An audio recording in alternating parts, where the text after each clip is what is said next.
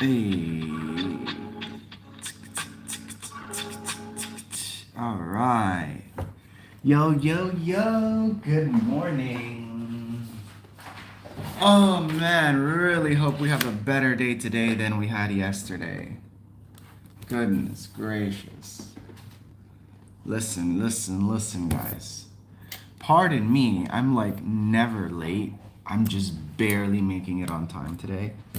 But, I had a long day. I had a very long day yesterday. Um, and of course, I always try to look at the bright side of things, and hopefully things turn out good or for the best. You know, most of the time, I would say like things don't go the way you may want them to, but they end up going the way that you need them to somehow. So I'm sort of like just resting on that sort of idea. There's been plenty of times in my life where it's like things just didn't work out. Something that I wanted to do, couldn't do, things that I hoped would have turned out better, didn't. But in reality, every time something didn't go the way I wanted it to, it actually ended up being better. It turned out better than what I expected. Alternatively, right? But still, it was better. So I'm looking at this in the same way. I'm looking at it like, I would really like this to go smoother. I would really like this to have less back and forth and less of a roller coaster ride. But if it doesn't, is okay. Ideally, that the end result is better, just because it doesn't work out. And it usually turns out to be that way anyway. So, at first you get frustrated, and then you kind of get over it and say, let's make the most out of the situation and see what's the alternative. All right. Good morning, Jessica. Hey, Jessica Wong. Good morning, 孔健.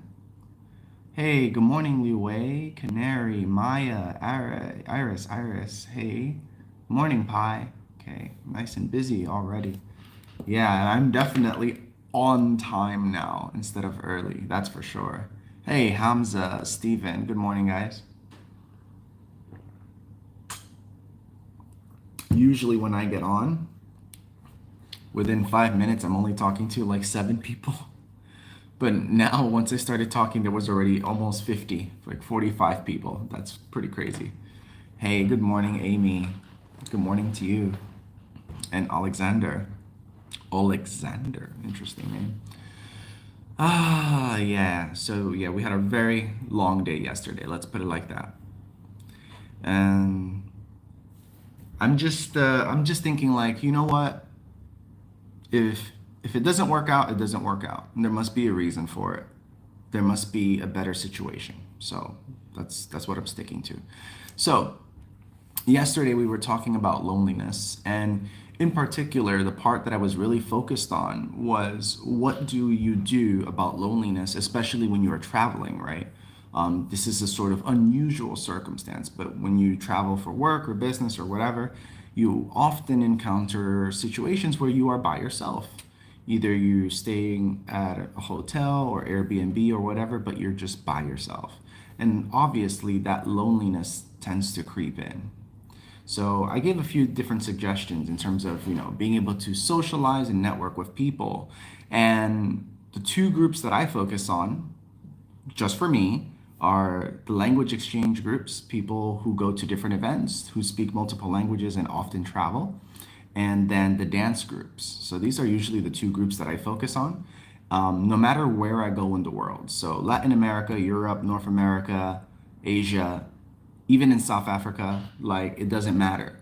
I will always manage to find either language exchange groups or dance groups. And that really helps to be able to make more human connections, you know what I mean? But Sometimes it doesn't work for some people, you know. Maybe you're not a language enthusiast, or maybe you are not a person who enjoys dancing or even watching, right? People dance. So, what can you do in this sort of situation? The first thing that comes to my mind is the idea of actually being comfortable with your own thoughts and being comfortable on your own. And this kind of thing takes practice, actually, just like anybody else.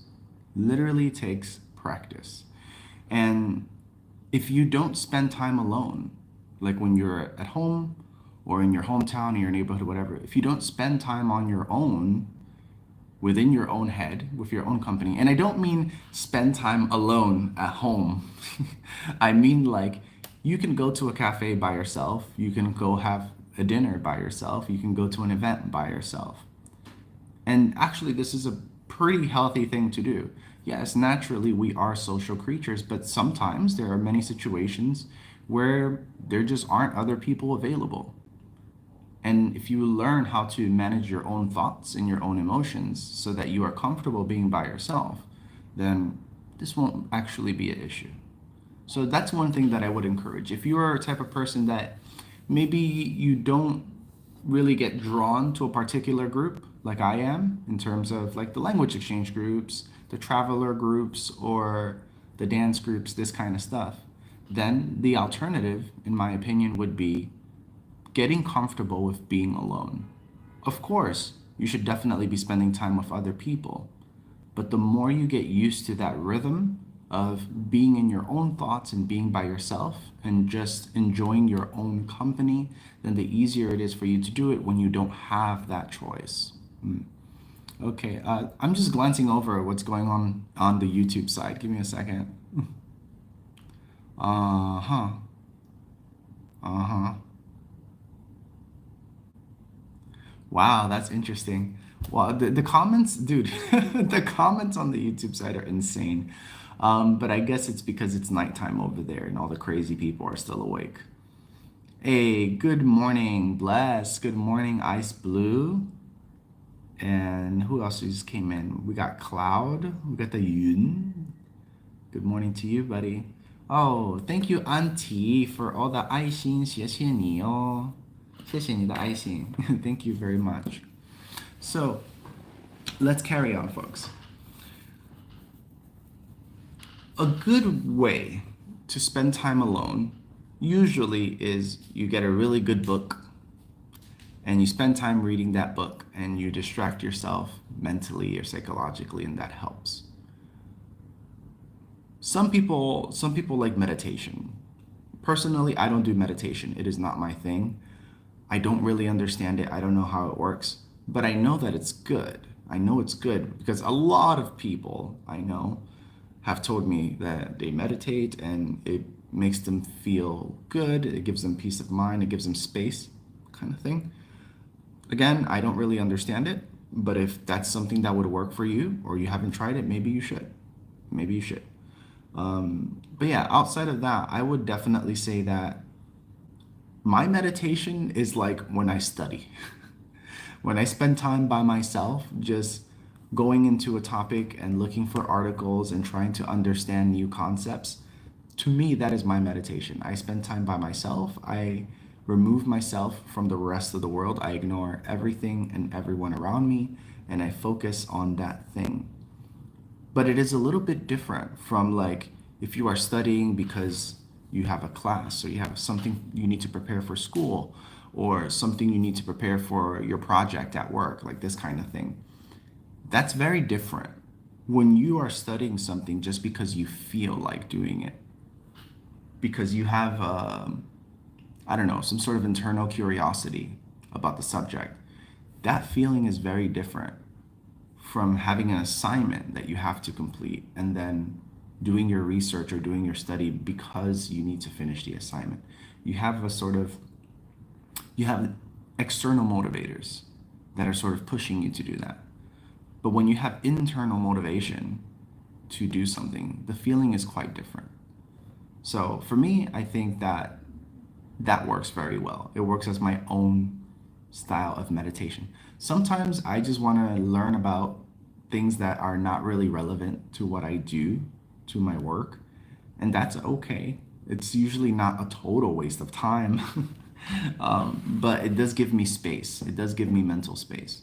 So I think that might be another way that maybe some of you would actually enjoy spending time on your own, is that you can look for or focus on something that you've been curious about internally that doesn't have any sort of external consequence, and then study on that. Oh yeah, Nick, that's called runitation instead of meditation. No, I'm just messing around. I don't know what to call that. Runitation. Trying to get this thing at eye level. And then we put this one closer. All right, good. Okay, so this morning I was thinking about our topic for today, and our topic being loneliness, part 2. And one of the things that came to my mind was end on a high note. End on a high note. So I was finishing the video when I was listening to Dr. K, the healthy gamer dude, and he didn't say this explicitly. He was talking about something else, but it's sort of like tied into it in my mind. When you're a person who's like suffering from loneliness, right? Then what do you do to sort of relieve that loneliness? You want to go spend time with some other people. You want to socialize, and ideally it helps you feel better.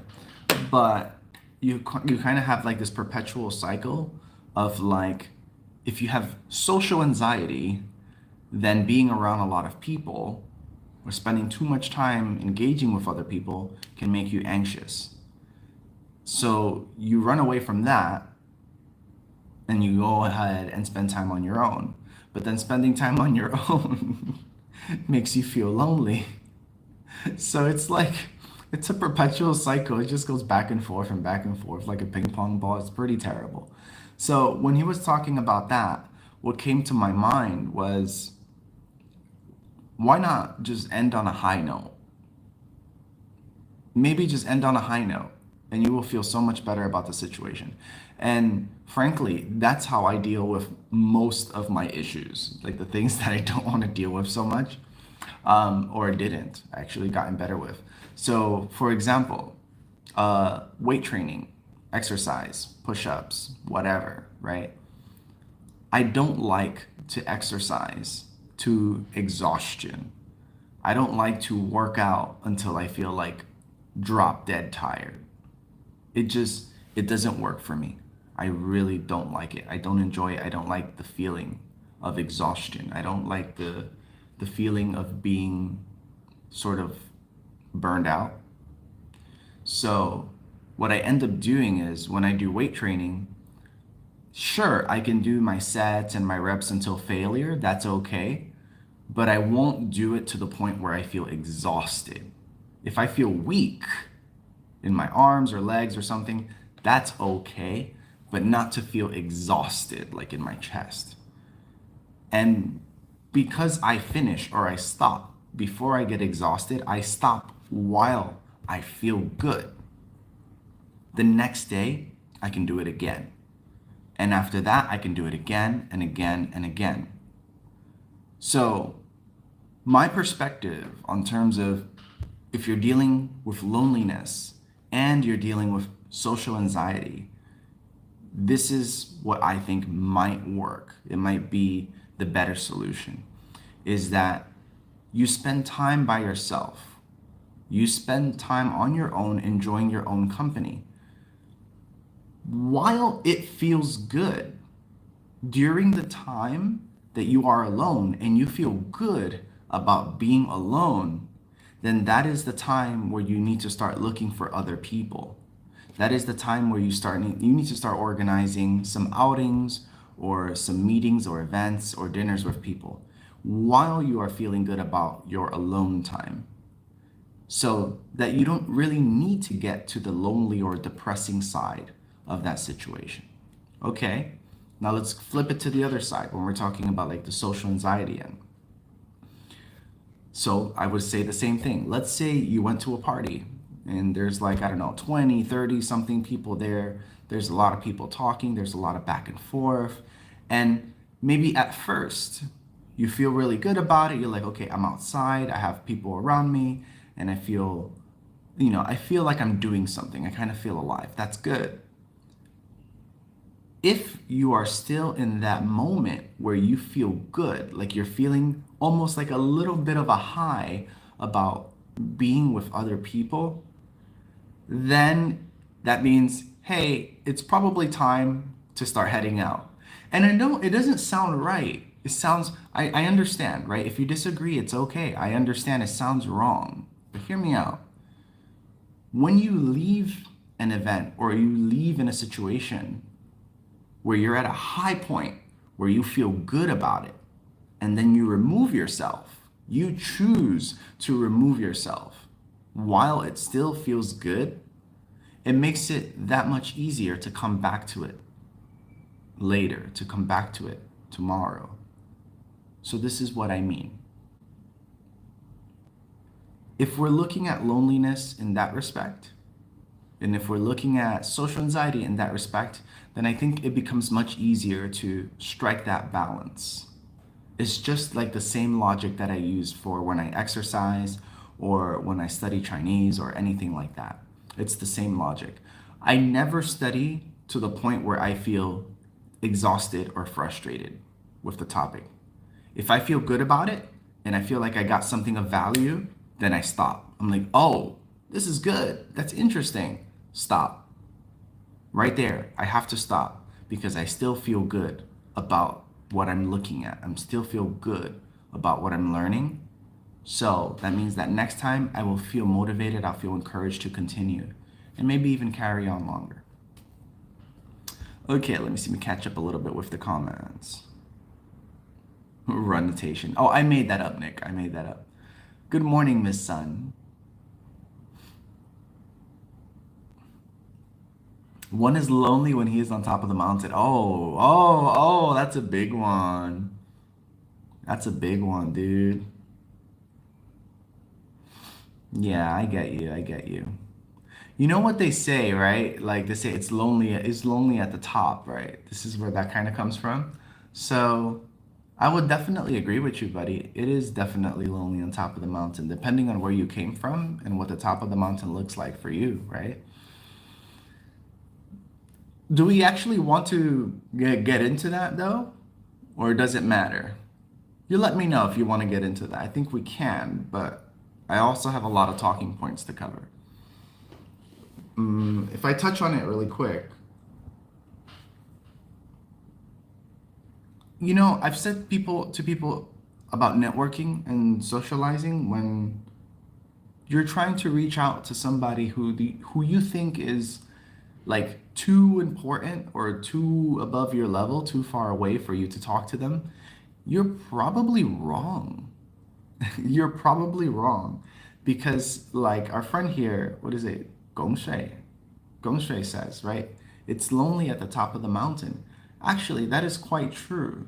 You would be surprised that there are going to be people there, like maybe they're like writers or teachers or even singers, movie stars, whatever, right? Someone who you admire, who you think is interesting or important or has a lot of knowledge. If they're a very influential person, there's a very good chance, there's a high chance that they feel lonely. And if you reach out to them, it actually might make their day. It might actually turn out that they're happy that you reached out to them. Because a lot of people tend to be afraid of that person or tend to be afraid of wasting their time, which I respect, of course.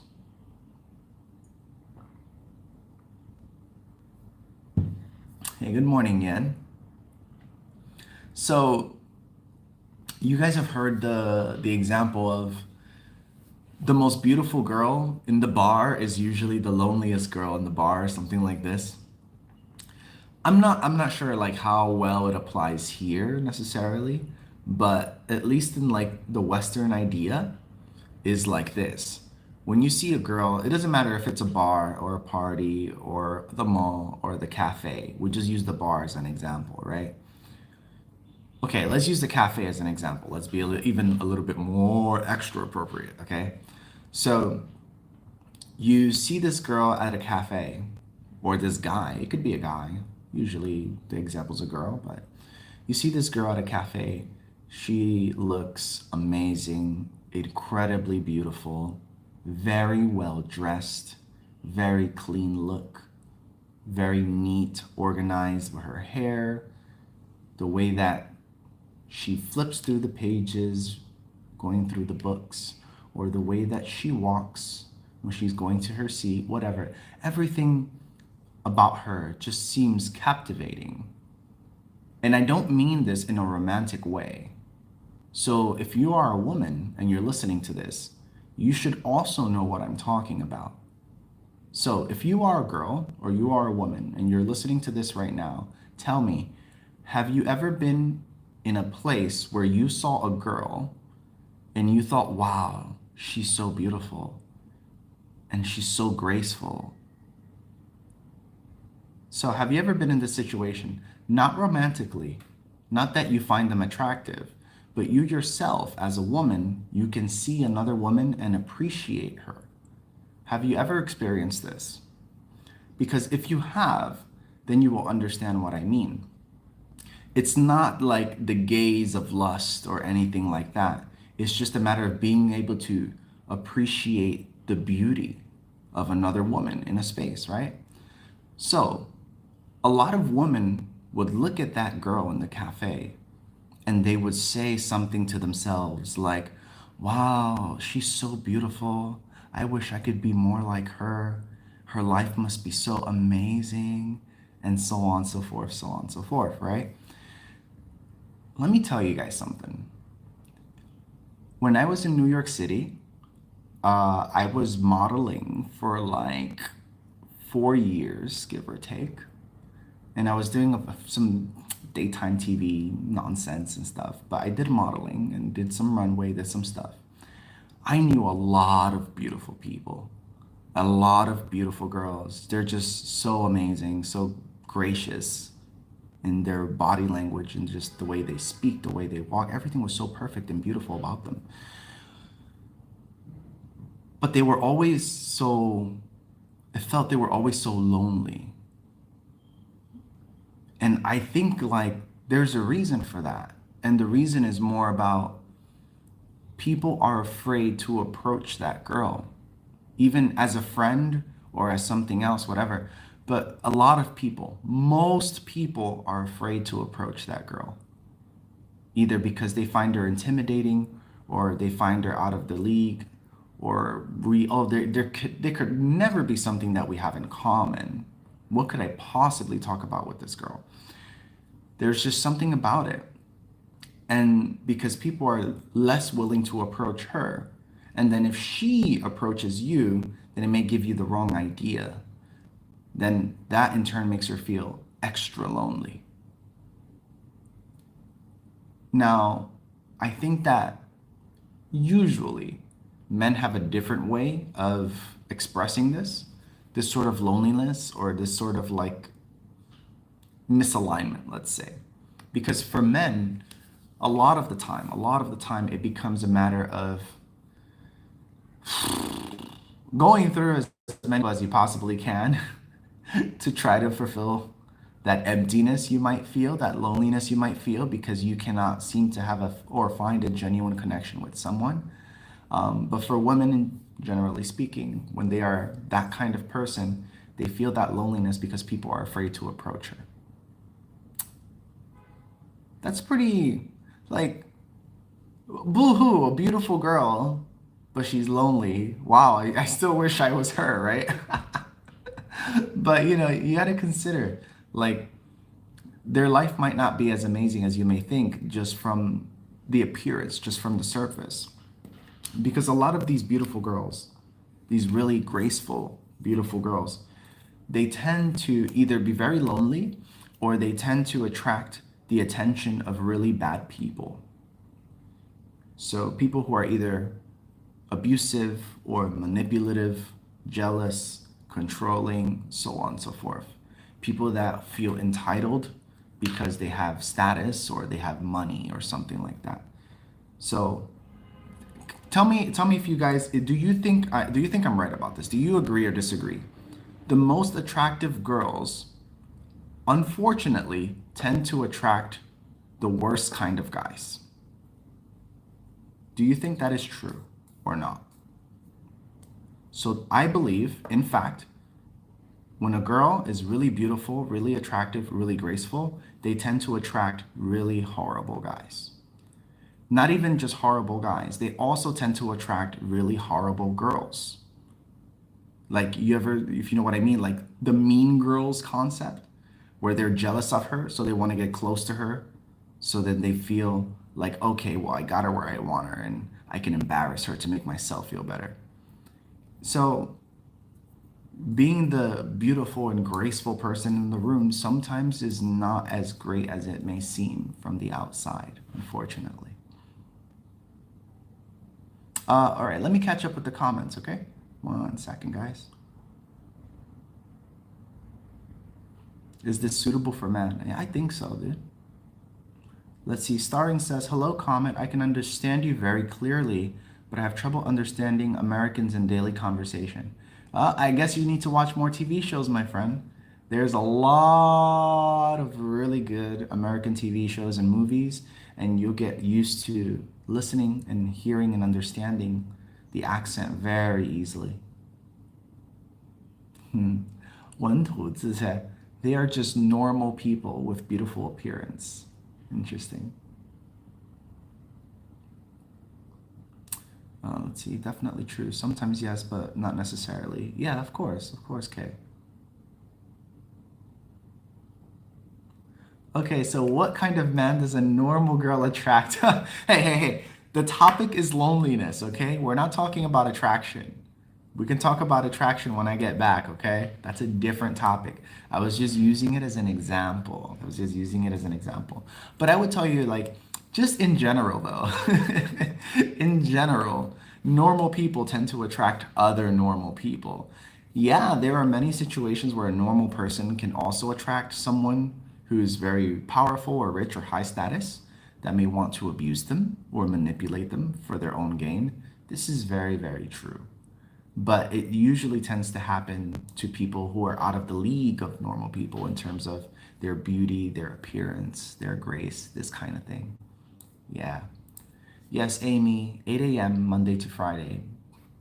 Okay, ladies and gentlemen, if you are enjoying this conversation, you're enjoying the podcast today, make sure you hit that follow button, 关注一下，谢谢你们，谢谢送礼物的朋友们，谢谢关注的朋友们。Thank you very much. I appreciate you. I Neil.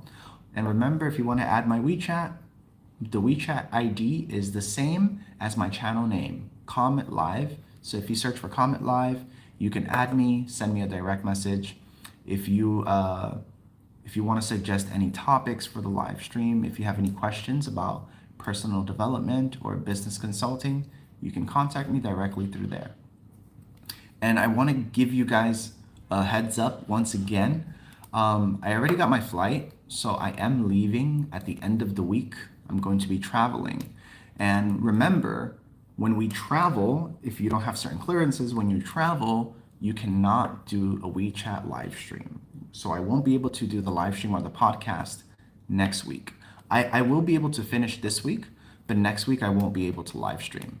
So what I will do is I will continue to live stream on YouTube. So if you have access to YouTube, feel free to just follow me there and I'll live stream at the same time as long as people are showing up.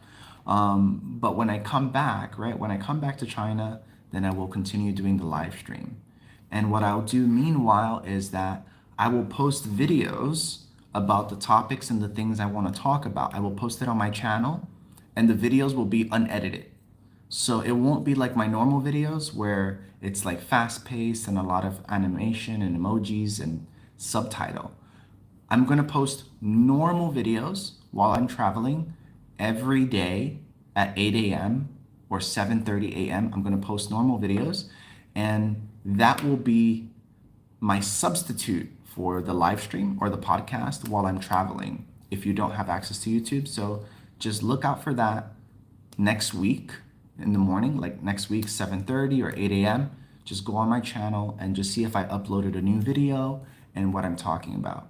So if I see that people are liking those videos and commenting and you're engaging with that content, then I will keep posting every day until I come back to China.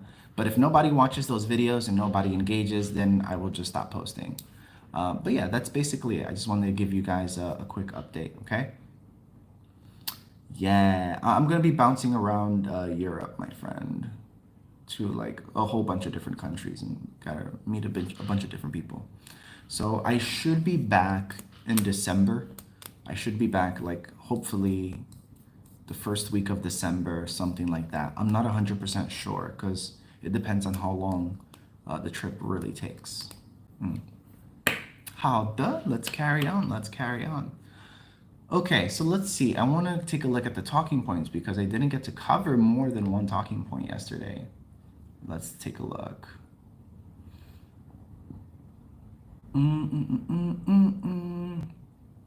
All right, so here we go. Causes of loneliness. We were covering this. We talked about life transition. We talked about when you move to a new place, a new neighborhood, or a new country, and how that can invoke feelings of loneliness. We talked about breakups, right? When you get out of a relationship with your boyfriend, your girlfriend, and how that can cause loneliness because of your overdependence on another individual. Maybe if you change your jobs or you work for a new company, something like that, and all the people around you are totally new, you're not familiar with anyone, this also can cause loneliness, of course. Now, one of the other things on our list of talking points is digital dependency. So we're going to read it verbatim and then we can discuss it, okay? So digital dependency, more time online can replace meaningful in-person interaction, leading to a surface level connection that lacks depth. Okay, I did touch on that a little bit yesterday. And by the way, no, the flights to Europe right now are very cheap because it's not a high season for Western Europe.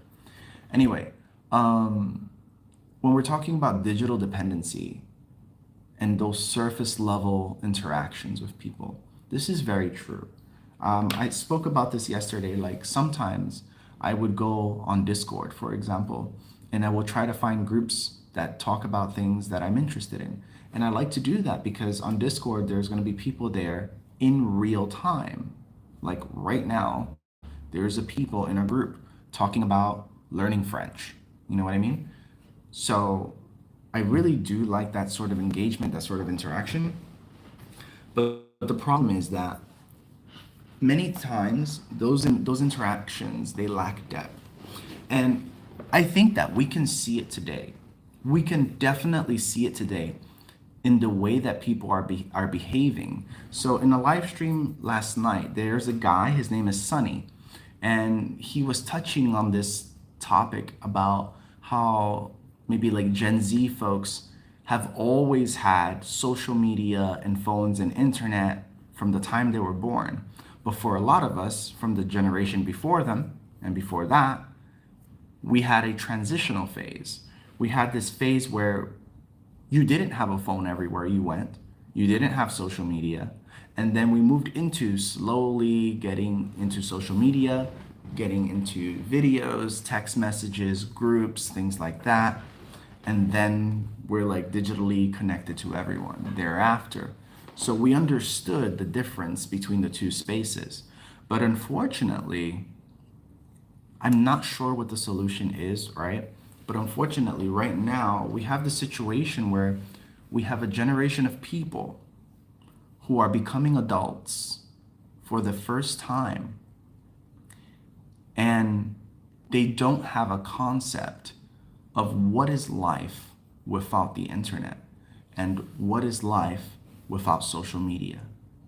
They don't have this concept. And I think that's super interesting. I'm glad Sunny brought it up last night because it does put things into perspective that maybe something that is like very logical, very common sense behavior or attitude to me doesn't really make sense to a Gen Z adult, you know? That's kind of tough. That's really tough, I'd say. Because it's like, how does your brain work? Like, because it's obviously it's not going to be the same. How does your brain work when you've always had social media and phones and whatever your whole life, basically? And now you're entering into adulthood. I think one of the consequences of that is, in part, the feeling of loneliness. When you are not online, when you are not texting somebody or messaging somebody, you feel lonely and you feel chaos. You feel your mind is running and running and running, and there's nothing you can do about it. So you have to get back on that phone and you have to get back to texting or messaging people, right? Outside of that, I think another thing that's pretty challenging is when we're talking about these people, how does their behavior or their attitude sort of transition from the digital world, from the internet, to real life? Because let's be honest, right? People on the internet really don't have good manners. There isn't a system of proper etiquette online in terms of how you speak to people, the kind of comments that you make, what's appropriate, what's not appropriate. Like, these things are not so clear when you're online. And I'm sure you guys have seen it right here on our live stream and in our chat. It happens all the time, as early as yesterday, where people just come in and they just start saying nonsense, nonsense, nonsense with no filter. They just say the first thing that comes to their mind, whether it's rude or not, they don't care.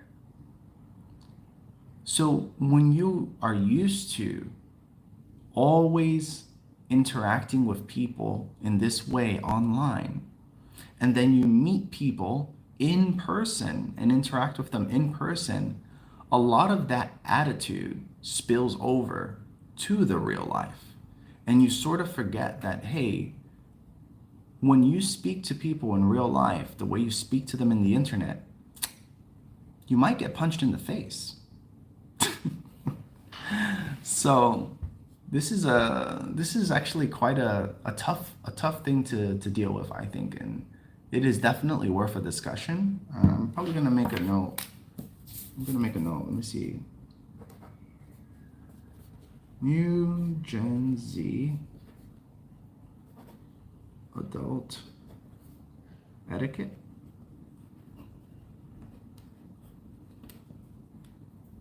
Digital versus in person. Yeah. Okay, I just have to make a note of that because I'm like, that is definitely a full-length topic that we can cover outside of loneliness.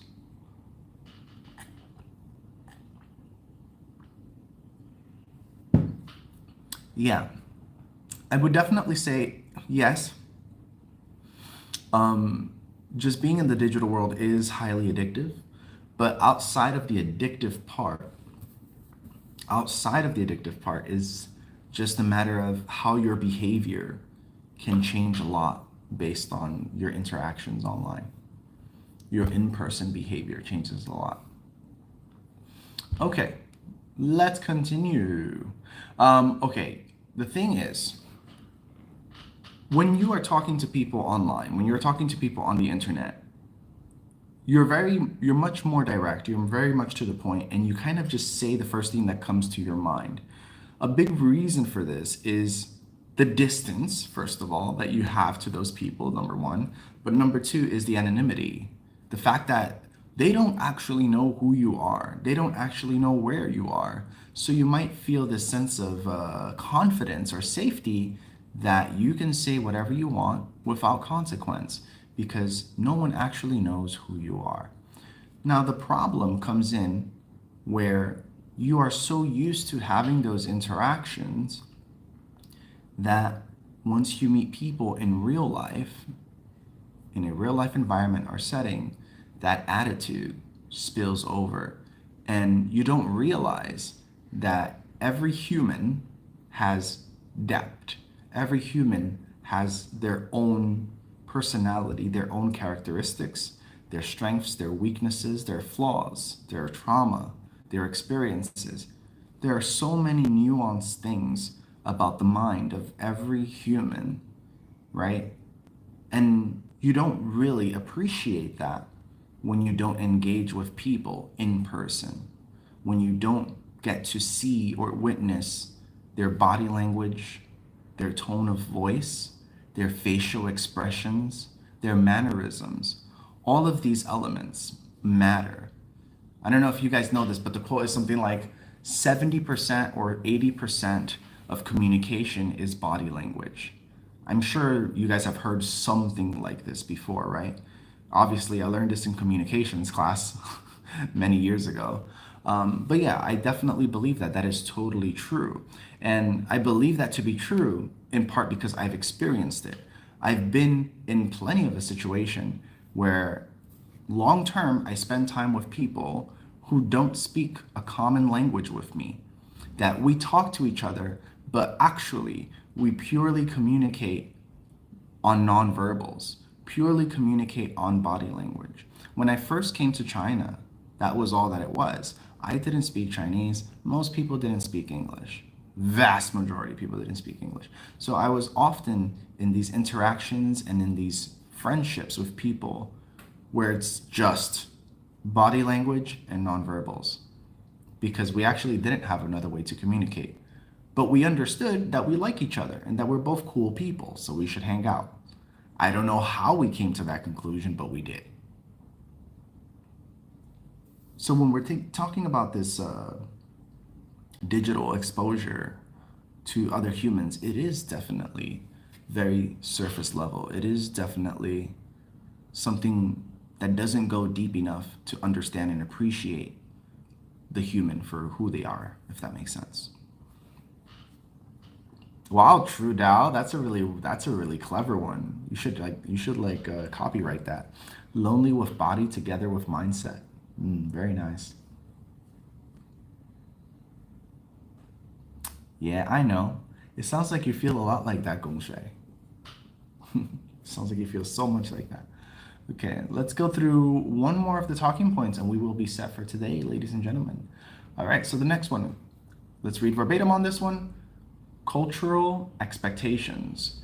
There's often pressure to constantly be around people or be in a relationship, making people feel lonely if they are single or not surrounded by friends. That is really true. I gotta think about that one for a little bit. One more time. There's often pressure to constantly be around people or be in a relationship. Making people feel lonely if they are single or not surrounded by friends. I think that for that particular talking point, there are going to be some cultural differences. So, for example, I would argue in Eastern culture, you have a lot of pressure to be in a relationship only after a certain age.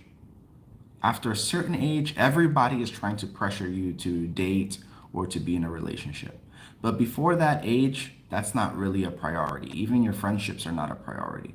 However, in Western culture, you are constantly in a sort of sense of pressure to be around other people, to be in relationships, or to be at events or whatever with others. It is just a matter of being more social, which I think it's fine. It's okay besides the relationship part. If you're having pressure to be around others and having friends, I think it's okay for the most part. But I don't really think this applies so much in Eastern culture because it feels that for Eastern culture, the priority is more about study and career and whatnot. Focus, focus, focus, study, study, study, study, study, test, test, test, test, test, test, test. And then once you get to a certain age, marry, marry, marry, marry, baby, baby, baby, baby, baby. It's like your life is always in a rush. Everything has to be done constantly and quickly and exactly. So yeah, that sucks. That's no good. But exactly, Yen, exactly like a machine. And I am not a fan of that. I am not a fan of that idea. Now, in a world where people are constantly engaging with other people, at least in the Western world, then yeah, I can definitely see that sort of pressure or that sort of like micro expression of, oh, you're just you're just staying home alone today? Why? That's so weird. So guys, actually, I would argue, maybe it's an American thing, who knows? But I would argue, in Western culture, a lot of people will think you're weird if you spend time by yourself. That's my impression. That's how I felt about it. Like being alone and being lonely and spending time on your own is not usually encouraged. People are like, why is he by himself? Is he a weirdo? What is he doing? Why isn't he with other people? And you can definitely see this in any social environment. Let's say, for example, you went to an event, right? You went to a dinner or a party or something like that. Even if you got invited or even if you signed up online or whatever, when you are by yourself as an individual person, the other people at the event tend to avoid you because they see you alone. They just figure that maybe something is wrong. Let me keep my distance. And guys, feel free to correct me if I'm wrong. I'm sure that a lot of you have traveled and you've been to Western countries, and maybe a lot of you listening are also from Western countries. And you can tell me if you have a different experience from me. But considering that I spend so much time by myself in public, then this is my impression, right? When you are by yourself at an event or something like that in public, people tend to avoid you. People tend to be wary of you because you're on your own. When you are with other people and you say something to another person on the side, or you ask a question or whatever, because you're with others, then people are much more open. They smile, they think about it. Oh, yeah, maybe like this. Much more social, much more social. So the impression, like even if I'm walking down the street and I want to ask somebody for directions, right? The impression in their face when I stop them out, hi, excuse me, the impression on their face, you can see like the shield immediately comes up. Oh, this random guy is approaching me by himself. That's weird. Regardless if it's a man or a woman that you're actually talking to. Now, let's say I'm walking with a friend, like me and a girlfriend, we're traveling and we're walking down the street, and then I stop somebody on the street and say, oh, hey, excuse me, we are looking for. Totally different attitude. Totally different attitude. The first expression that they have on their face is like, oh, these people are looking for something. Let me see if I can help them. There is just something about it. I'm not totally sure. I have my suspicion of what it is, but there's almost like an instinct in our human brain, in our humanity. There's almost an instinct that when you see a person by themselves, you feel defensive. When you see a person as part of a group, then you feel more relaxed in terms of like, okay, they're social, it's fine. Now, I can't say exactly why that happens, but that has been my experience.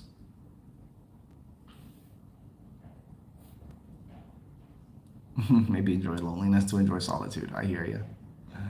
All right, ladies and gentlemen, I hope you enjoyed the live stream. Please make sure you hit that follow button, 关注一下, if you enjoyed the podcast, if you enjoyed this conversation. If you have any questions, any comments or suggestions, please feel free. You can add my WeChat. My user ID is the same as my channel name, so you would just click on the add button and type in Comment Live, KOMITLIVE, and you'll be able to add me on WeChat and message me directly. So I focus on personal development and business consulting. So if you have questions about that, please feel free, send me a message. I'll be happy to chat with you. We will be back tomorrow morning about 8 a.m. I always try to be early, so I'm usually up here like 7:30, 7:40. But hey, sometimes things happen. Like today, I actually started on time.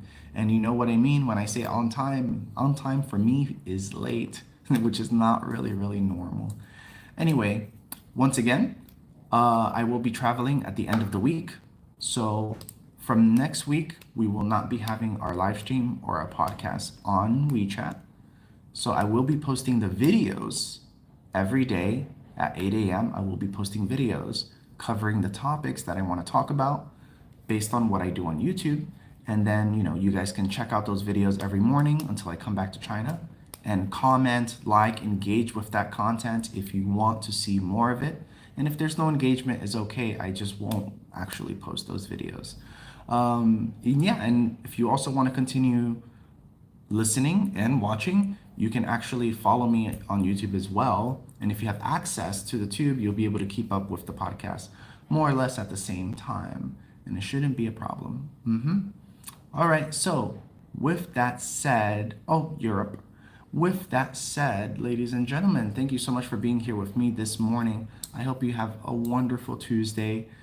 Hopefully, we're able to recover from the madness that is Monday, Madness Mondays, and we have a much better Tuesday. Okay, so let's look at the day to come in a positive way, right? We're about to get to work, we're about to get started.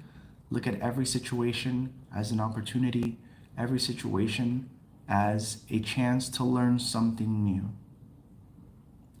With that said, stay beautiful, stay amazing, and I will see you tomorrow. Bye-bye. Bye, YouTube.